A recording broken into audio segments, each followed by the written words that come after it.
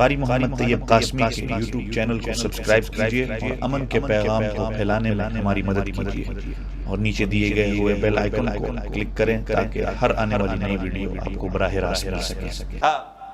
کسی کے وہم و گمان میں بھی ایسا ہو سکتا ہے کہ ایک طرف تو دیکھو کتنی مشکلات ہیں، ظلم ہے، بربریت ہے، لیکن حضور پاک صلی اللہ علیہ وسلم لوگوں کی امانتوں کا کتنا خیال کر رہے ہیں۔ آپ صلی اللہ علیہ وسلم نے حضرت علی کو اپنے بستر پہ سلایا تاکہ کفار یہ سمجھیں کہ یہ حضور پاک صلی اللہ علیہ وسلم، میں اس واقعے کی طرف نہیں جانا چاہتا، سیرت آپ سب نے ماشاءاللہ پڑھی ہوگی، پڑھے لکھے لوگ ہیں آپ سارے۔ تو حضرت علی سے کہا کہ جب تم نے مدینے آنا ہے تو لوگوں کی امانتوں کو واپس کر کے آنا ہے۔ بے شک ہزار دشمنیاں سہی، بے شک کتنا بھی انہوں نے ظلم کیا، لیکن ان کو پتہ تھا کہ نبی پاک صلی اللہ علیہ وسلم صادق بھی ہیں، آپ صلی اللہ علیہ وسلم امین بھی ہیں۔ آج میرے اور آپ کے اندر سے یہ کوالٹی نکل گئی ہے، ہم بات بات پہ جھوٹ بولتے ہیں، میں بھی اس کے اندر شامل ہوں، ہم بات بات پہ امانت کے اندر خیانت کرتے ہیں، ہم بات بات پہ اپنے وعدوں کو توڑتے ہیں، یہ میری اور آپ کی کوالٹی بن چکی ہے۔ اس لیے تو حضور پاک صلی اللہ علیہ وسلم نے فرمایا کہ ایک قیامت کی نشانی ہے کہ لوگ کہا کریں گے کہ فلاں علاقے میں ایک بڑا امانت دار شخص ہوا کرتا تھا یار، فلاں علاقے میں ایک بڑا عہد کا پاس رکھنے والا شخص ہوا کرتا تھا، وہ اب اس دنیا میں نہیں رہا۔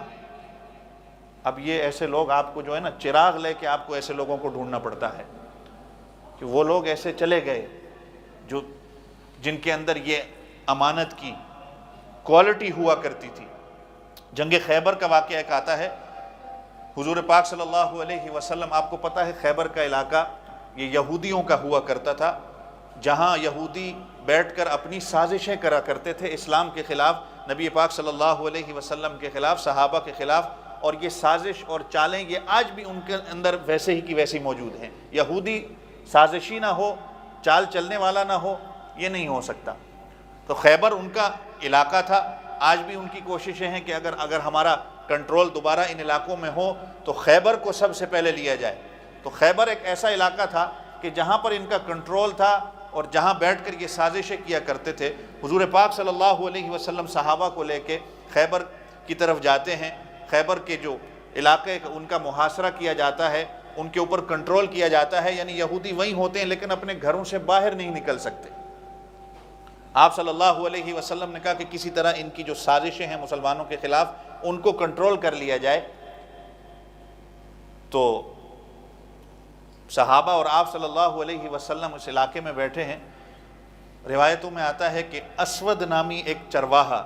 بات میری ذرا توجہ سے سنیے گا، اسود نامی ایک چرواہا جو اپنی بکریوں کو لے کے، جو اس علاقے کا ہوتا ہے اور وہ بکریاں یہودیوں کی ہوتی ہیں، وہ ان کی بکریوں کو چراتا ہے، وہ گزرتے گزرتے جب دیکھتا ہے کہ مسلمانوں نے محاصرہ کیا ہوا ہے، قلعے پر بیٹھے ہیں اور کئی دن گزر گئے، تو وہ جا کے جب وہاں سے گزرتا ہے اپنی بکریوں کے ساتھ تو وہ دیکھتا ہے کہ معاملہ کیا ہے۔ جس طرح ہم بھی بعض اوقات کئی بار، میں نے آپ سے کئی جمعہ پہلے بھی کہا کہ جب کہیں تماشا ہوتا ہے نا تو تین قسم کے لوگ ہوتے ہیں، ایک ہوتے ہیں جو حق ساتھ کھڑے ہونے والے ہوتے ہیں، ایک ہوتے ہیں کہ جو صرف جو ہے نا تماشے کے لیے ساتھ آ جاتے ہیں، بھی دیکھتے ہیں کیا ہوتا ہے، جیسے آج کا دور ہے ویڈیو بنانے والے، اگلا بندہ آگ کے اندر جا رہا ہے یا پانی کے اندر مر رہا ہے، کوئی اس کو بچانے نہیں جائے گا، وہ ویڈیو بنانا شروع کر دے گا۔ یا تیسرے قسم کے ایسے ہوں گے جو ویسے ہی کہیں گے چلو جا کے دیکھتے ہیں کہ ہوتا کیا ہے، نہ وہ ان کے ساتھ ہوں گے نہ وہ ان کے ساتھ ہوں گے۔ تو خیر اب وہ چرواہا وہاں سے گزرا، اس نے دیکھا کہ مسلمان یہاں پہ خیبر کے اس علاقے میں بیٹھے ہوئے ہیں، محاصرہ کیا ہوا ہے، تو اس نے کہا کہ چلو دیکھتا چلوں کہ ان کی دعوت کیا ہے، بات کیا کرتے ہیں، کیا ہے کیا نہیں ہے۔ تو صحابہ کرام رضوان اللہ تعالی عنہم اجمعین سے کہتا ہے کہ بھئی تمہارا بادشاہ کہاں ہے، میں نے ان سے ملنا ہے، میں ان سے پوچھوں کہ حالات کیا ہیں، کیا وجہ ہے، کیا ہو رہا ہے، کیا نہیں ہو رہا۔ تو صحابہ کرام نے کہا کہ ہمارا تو کوئی بادشاہ نہیں ہے، اللہ کے رسول صلی اللہ علیہ وسلم ہیں، ہمارے اللہ کے نبی ہیں، آپ ان سے جا کے مل سکتے ہیں۔ تو اس نے کہا کہ ان کا محل کہاں ہے، مجھے ان کا محل دکھاؤ۔ تو ان کا محل تو کوئی نہیں تھا، وہ کھجور کے پتوں سے بھرا ہوا جو ٹینٹ تھا، جو خیمہ تھا نبی پاک صلی اللہ علیہ وسلم کا، جس میں نبی پاک صلی اللہ علیہ وسلم آرام فرما رہے تھے، کہ یہ ان کا آرام گاہ ہے، ان کی، آپ جا کے ان سے مل لیں۔ اب وہ کہنے لگا کہ میں ایک سیاہ فام آدمی، میں کالا، میرے کپڑوں سے بدبو آنے والی، میں ایک عام قسم کا آدمی، مجھے کہاں پر تمہارے جو بادشاہ ہیں یا جو تمہارے امیر ہیں وہ مجھے کہاں ملیں گے؟ تو صحابہ نے کہا نہیں ایسا نہیں ہے، نبی پاک صلی اللہ علیہ وسلم ایسے نہیں ہیں، آپ صلی اللہ علیہ ہمارے نبی، اللہ کے نبی ایسے نہیں ہیں۔ جو بندہ حضور پاک صلی اللہ علیہ وسلم کے پاس جاتا ہے، آپ صلی اللہ علیہ وسلم اس سے ملاقات کرتے ہیں۔ یہ تو آج کا دور ایسا ہو گیا نا کہ جس کے پاس بھی جاؤ، اگر عالم ہے تو وہ بھی آپ کو ملنے کے لیے جو ہے وہ اس نے پہلے کئی اپنے منسٹر رکھے ہوئے ہوں گے جو پہلے ٹائم لیں گے تو پھر جا کے ملاقات ہوگی، چھوٹے موٹے آگے اس نے بندے رکھے ہوں گے، یا دنیاوی طور پہ